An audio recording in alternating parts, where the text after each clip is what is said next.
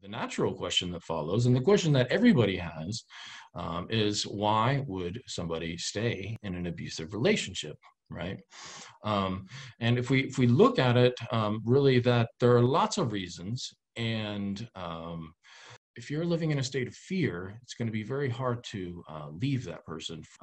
Well, people also forget, especially for teens, that people do love their dating partner, and oftentimes abusers are very slick and very smooth, and there's kind of a period of grooming where they're trying to gain the trust and get the other person to love them so much. And we're going to see later on that that's going to work to their benefit as a way of gaining control over them. But we can't forget that, love is a very powerful emotion, just as fear is. There's a lot of shame and embarrassment that goes along with it, particularly for guys who are being abused by a woman or female. If somebody has low self-esteem, particularly because the abuser has made them feel stupid, ugly, worthless, and lazy, that feeling of low self-esteem can, disempower somebody and make them stick around. If somebody grows up in an abusive home or is, around violence a lot, and that abuse becomes normalized, then they don't expect anything different. And so many times we know that young girls who grow up in a home where dad, abuses mom are 3 times more likely to become victims themselves in a future relationship because that abuse becomes normal.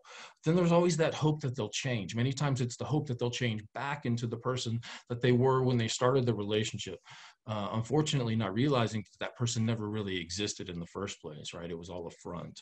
Um, in addition to, just a fear of being alone, right? There is a certain comfort. I think all human beings, at the end of the day, we just want a connection with another human being, right? Sometimes, though, that there is a belief that the abuse is deserved on part of the victim.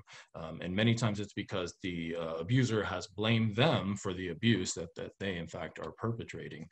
We also know that it's very common for teenage boys to tell their teenage girlfriends, 1 out of 5, 20% of teenage girls who were dating guys reported that their boyfriend told them that they would kill themselves if they ever broke up with them. And so we know that is also that emotional blackmail as a way of gaining power and control over their partner.